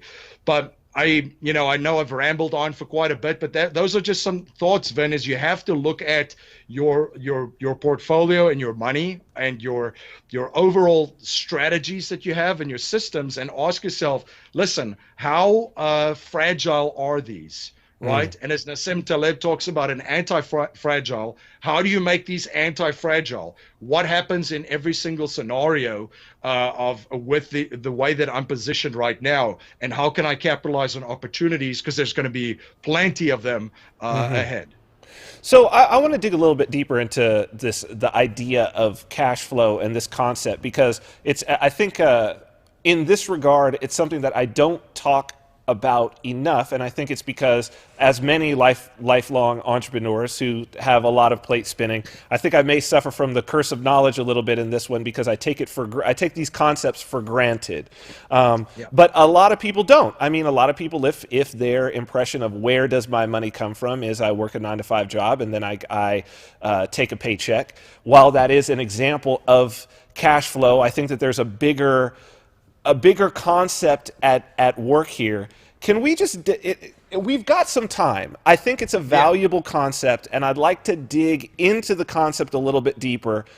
What is this concept of cash flow? Walk us through it on a sort of a 30,000-foot view, and then let's dig into the weeds a little bit and how somebody might change their mindset to be more a cash flow mindset, coming from, say, a 9-to-5 mindset. Yeah, absolutely. So there's been two approaches, really. And the one has been touted by mainstream media and a lot of the financial media, and that's the accumulation model and mindset. And basically what that is you're going to go to work. You're going to work a 9-to-5, as you said, and you're going to save for 30 to 40 years and build up this massive pile of money. And then after 30 to 40 years, when that's all over and done with, now you've got this massive pile of money because, of course, you gave it to Wall Street to take care of for you, right? So another example would be, hey, if you give your child to someone else to raise for 30 or 40 years, how do you think that child's going to turn out, right? So you give your money to Wall Street for 30 to 40 years, and hopefully it's there, a nice pile of money for you when you retire, and then you're just going to draw from that. There's a lot of challenges and problems with that approach. Just one of the things, for instance, when we live in truly exciting times, medical technologies are advancing pretty quickly. Mm-hmm. People are going to live longer. Mm-hmm. So, for instance, if you were planning, look at Social Security, right? When that was brought in, it was basically taken on the German model that Bismarck had, where folks, that's where the number 65 or the age 65 comes from, by the way. And the age that people kind of peaked out and died at that stage was 62.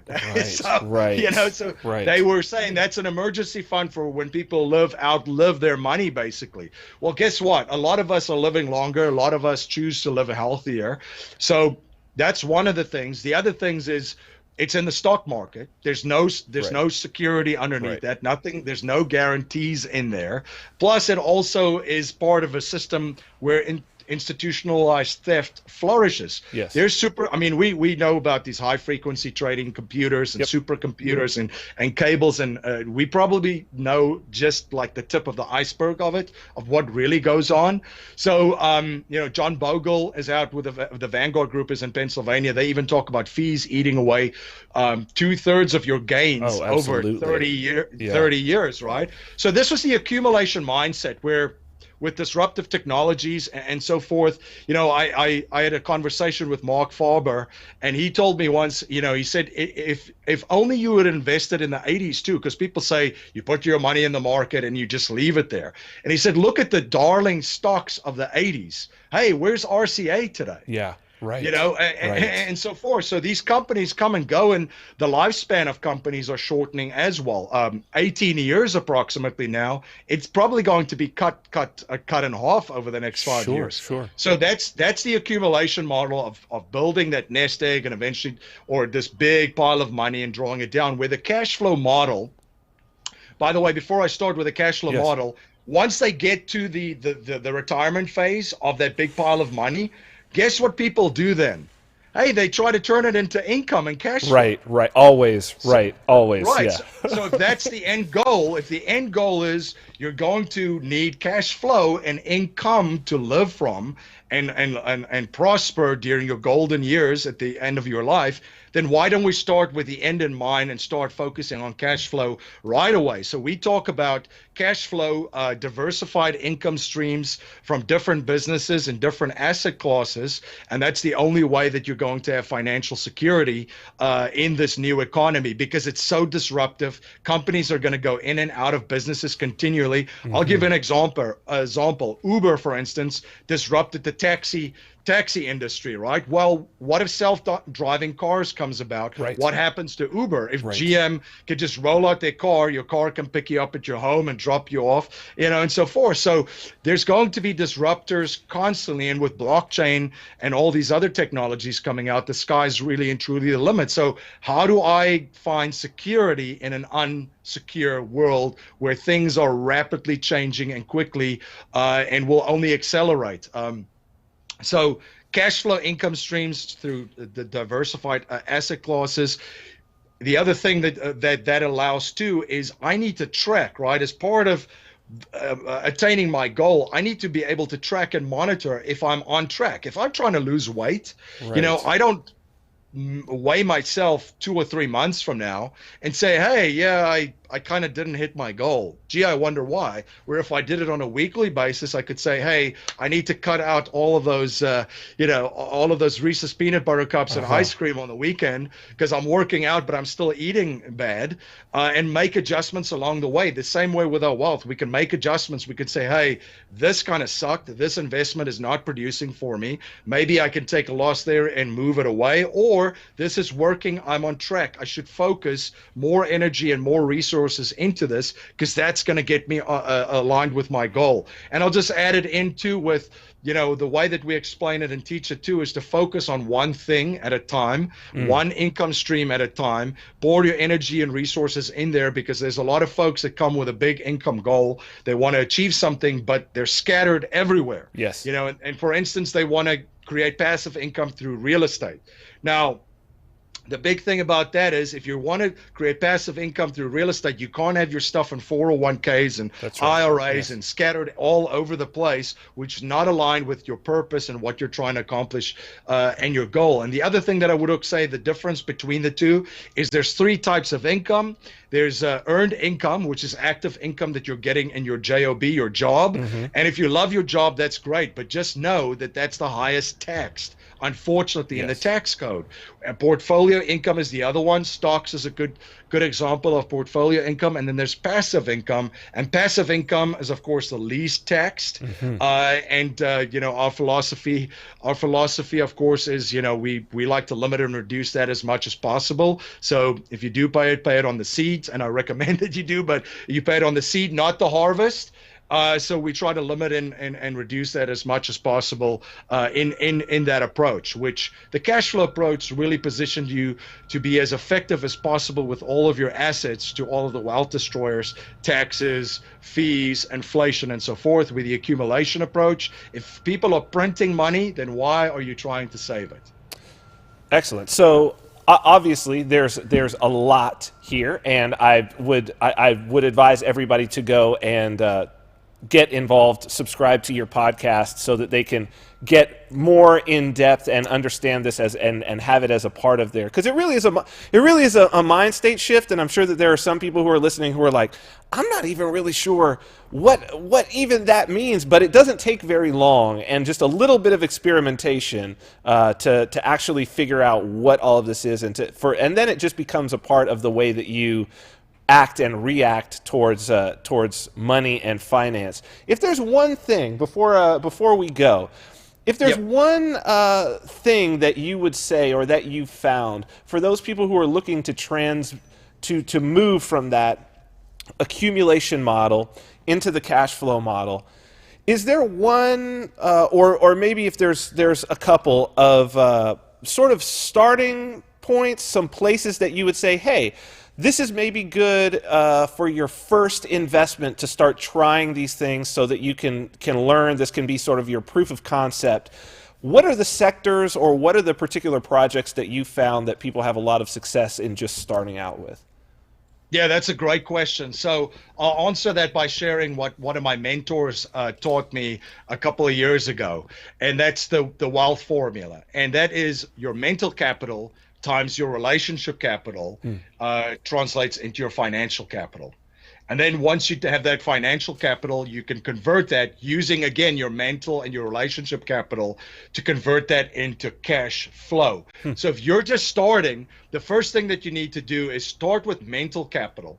If you're going to develop yourself and trying to look at the world a different way and create income streams, you have to develop your mental capital. And this is reading, studying, courses that you're taking. And what I would suggest is it's something in the asset classes that you're passionate about that gets you excited, that you want to jump up every day. Because you can make money in any asset class.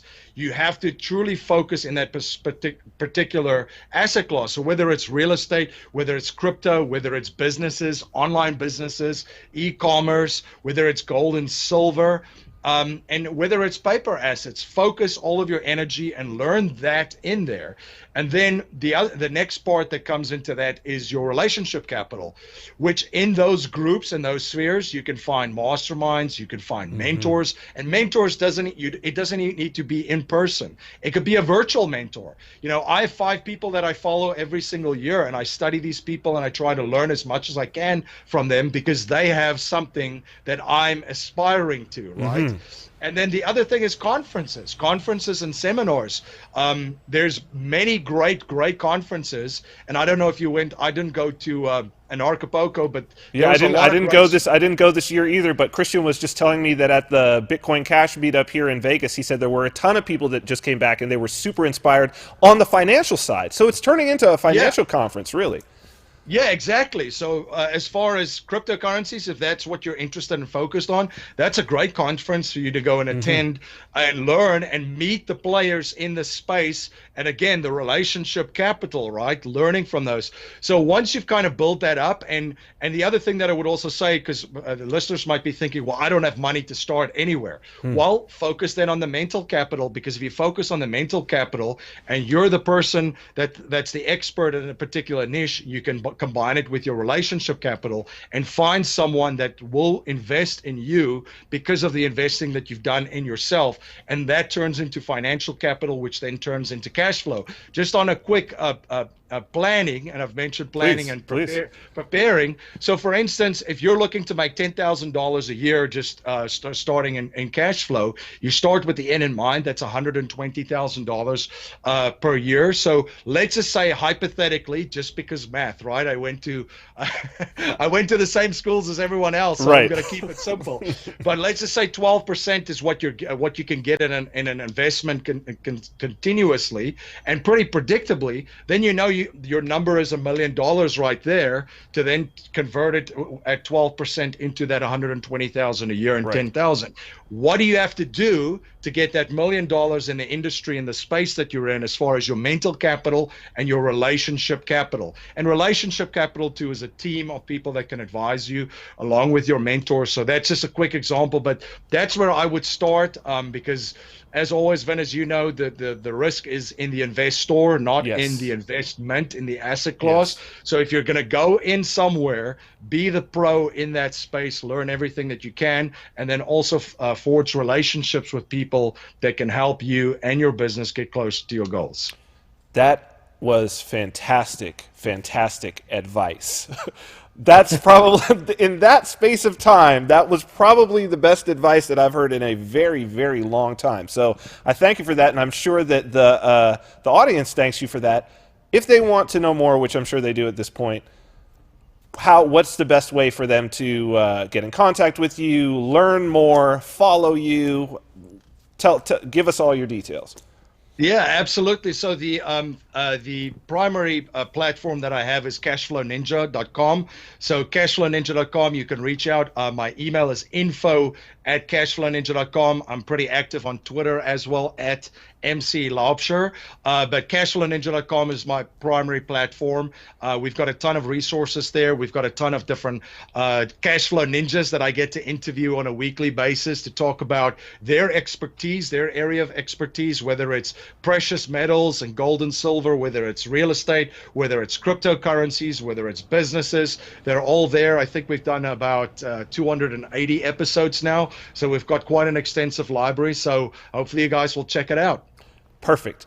Well, thank you so much, MC Laubscher. We will definitely have you on again, if for nothing else than just to get your opinion on how the South Africa thing turns out, and how and particularly maybe how, if there are some interesting solutions of how people are going to deal with this this coming thing from a financial standpoint. I think you may turn out to be one of the most important people to talk to on that subject. So we'll have you back for that, and of course, as developments happen with Cashflow Ninja as well, we'd love to have you back on. Oh, thank you so much, and this is a blast, Van. Always great to connect, and look forward to our next conversation. Appreciate you. Thank you, my brother. We'll see you again soon. All right, bye-bye. All right, bye-bye. That was some great, I mean, he really put it in a nutshell. That was some great advice. And he articulated something that has been true for me. I want to just reiterate it, is the idea that if you find a subject that you are passionate about and you spend the time becoming an expert in that subject and then involving yourself around other individuals who are interested in that subject, you will make money.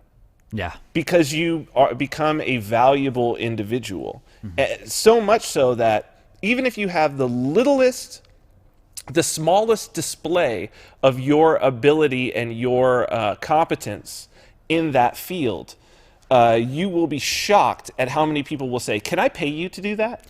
Can I pay you to do that for me?" It's crazy, because this is exactly where I'm at in my life. It's true, right? Now, with marketing, I've delved into marketing because my creativity stopped at a certain point. Mm-hmm.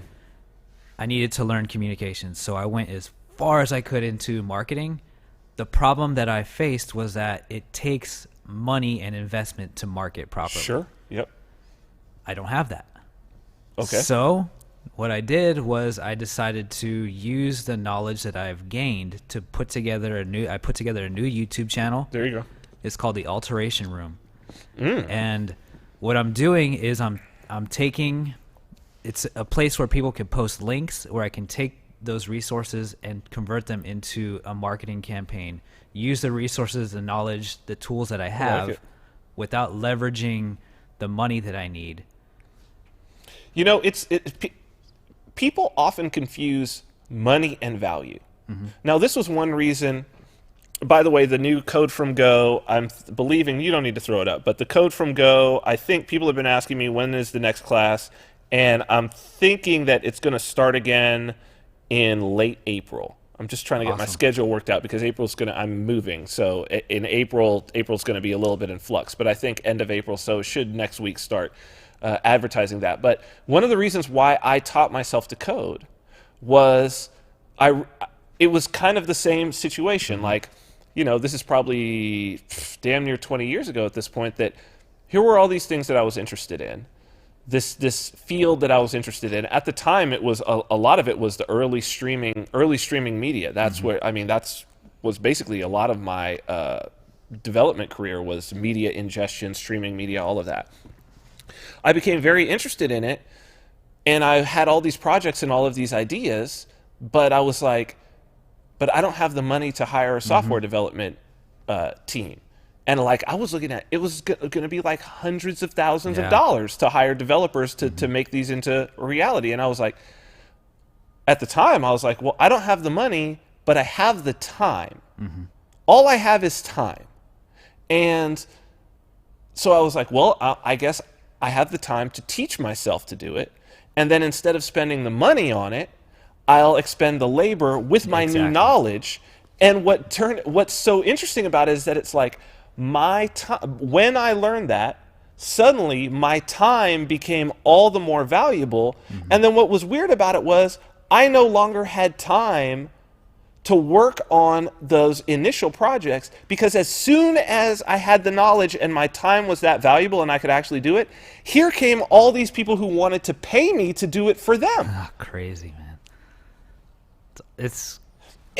I think people misunderstand, and that's why what he said was so important. The intellectual, and then the other thing, and it's like that relationship capital. People don't think about that, and they don't realize what is at your fingertips. Seriously, just get a fucking motel room, the cheapest airfare you can, buy a ticket to a conference, and go. Or go to a Bitcoin Cash meetup in your area. Or if it's not in your area, in the closest city to you, spend a couple $100. Make all the connections there. Go to a meetup. Go to these things. Like, it is guaranteed that if you go, number one, even if you're antisocial, because I'm antisocial, right? But everybody is there to meet other people. And the one thing I would suggest is don't waste your time on like networking things. Go to industry. Places where people are there either for industry or ideological. That's great. Right? That's not meant to be specifically networking, but it's like, that's why meetups are so great, because it's like, no, these are just people who are interested in this concept. It's not like when I was in LA, there were a lot of these like tech industry meetup, networking, cocktail hours where you'd go and it was really just a way for, their sponsors to kind of market to these people. You never really got anything out of it, but to really go to like a blockchain conference, a cryptocurrency conference, or even, as he said, Anarchapulco. Dude, you'll meet so many people there. And so but that's how you build. If you're like, oh, I don't know, there's nothing in my city or whatever. Dude, jump on a plane. Go for a weekend. Find a conference. Find a mastermind group. Find a mastermind group. Start solving some problems in that mastermind group. And that's the key. A display of, we call it DHV in the pickup artist community. Display high value. Just display. If you will display value, money is a store of value. You can't be broke with a pocket full of diamonds. That's what it is. Yeah. It's so true. It's really true, and it's almost something that at first you have to take it on faith and experiment, but then you know it so well that you don't have to take it on faith anymore. In the introduction video that I made for the channel, one thing I mentioned was, it's very interesting that he brought this up too, because I found a quote that said, your network isn't your net worth. It's your relationship with your network that is your net worth. That's right. And I realized that as I was putting all this together, I'm like, I spent so much time investing in knowledge and skills and getting all these tools and all this stuff. So much time and energy, I stopped building my relationship with my network. Oh yeah, dude. And- I mean, at the end of the day, it's because at the end of the day, it's people. At the end of the day, you're dealing with people. This is not in some sort of a vacuum, and whatever money you receive, you are going to receive from a person. Like there is a decision being made of whatever you're providing me is of enough value, is of the consummate value, the commensurate value of whatever it is I'm giving to you. Like this is the law of reciprocity. This is the simple economics of human action. Yeah. And so if you want more, you have to first have the capability to give more, and then you have to have a connection to someone who can give you just as much back, if that makes sense. Oh yeah. And that is, I think that when we step outside of, and that for me has been something like dealing in this crypto community of where I see the corruption of the whole like when Lambo, like I'm going to invest this, not even invest. I'm going to buy some Bitcoin and in 5 years I'm going to be a millionaire. Off what, dude? Like off what? And then what? And then what? Because what I learned, what one of my business mentors told me, which I think rings totally true. He said, look, if you want to make $1 million, find a way to make somebody else $1 million first. That's awesome. He was like, don't worry about making yourself $1 million. Worry about making that person $1 million. Because if you can make that person $1 million, you're going to make a whole lot more than $1 million. Yeah. Yeah. Because if you can make him $1 million, you can make her $1 million, and him, and that company, and this company, and this company, and this company. And you know what? People will, if you can make somebody $1 million, people will pay you a portion of that $1 million to make them $1 million. You're going to make a lot more than $1 million. I love it. It's all about giving. Yep. It's all about giving to other people, which is why, yes, there is, of course, a pathological aspect of the capitalist class. There's a pathological aspect to it. Sure, there are the people who are just after money, who are just purely greedy, who fetishize money. That's like this many people.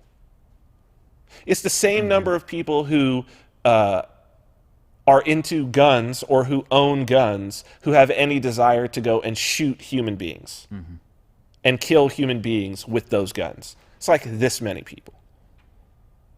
And as long as this is the big problem. I think that this is the big challenge. It's not a problem. It's a challenge. The big challenge that we have moving forward as a culture is to see that gradient. And it's also to embrace the positive. There's so little embrace of the positive nature of entrepreneurship, the positive nature of building wealth. Because in order to build wealth, that means you're building other people's wealth. You're creating, if you're doing it in the way that 99.999% of people do it. There's the 0.01% that do it in a very pathological way. And unfortunately, that's where, in our society, we have a bad taste in our mouth. Money is the root of all evil and blah, blah, blah. Really? Because money is a store of value. So value is the root of all evil? Yeah, is that what you're saying to me? So then in order to be a good person, you have to have absolutely no value. Well, that's already a self-imploding statement because good equals valuable. It's crazy. We have a schizophrenic and unhealthy relationship with the idea of wealth, with the idea of money. But the fact of the matter is we're going to need it if we're going to take back that sort of control. Because without that control, just like handing over the guns, if you hand over your ability to protect yourself physically, your right to self-defense, if you hand that over to someone else, especially you hand that over to the state, that's only ever ended up bad. And then if you hand over your ability to provide for yourself and your family financially, to create value and to exchange that value, if you're going to hand that over or allow the state to restrict it, you're even more fucked than if you hand over your guns.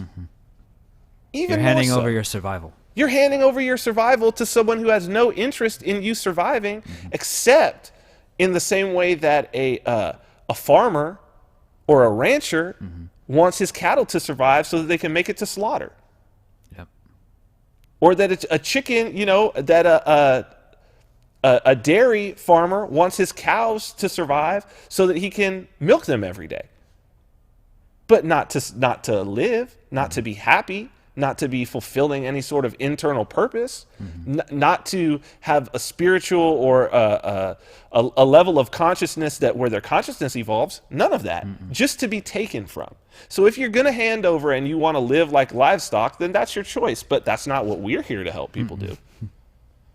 Like, I'm not here to support somebody living as livestock. That's not what I think human beings are. That's human beings can be that. Human beings have been that in the past, but that's not what I believe I am. That's not what I believe you are. That's not what I believe anybody who's listening or watching out there is. So I'm not going to support that. I'm going to support people being free people. Awesome. And with that, now we're going to be free people because we're done. Thank you for today, dude. Thank you. Hold on. Let me say goodbye to the people. Well, let me. I want to thank our guest, MC Laubscher, for coming on. Absolutely great. Can't wait to have him back on. And I want to thank all of you guys for tuning in. We still have some more stories that are very interesting that I hope we can get to next week. But I think that we covered a lot today. And I'm very glad that we were able to have this show and this time with you guys today. And we will have time with you again next week. In the meantime, however, you can check out our podcast on iTunes and Stitcher or by visiting activistpost.com. And in lieu of that, stay free.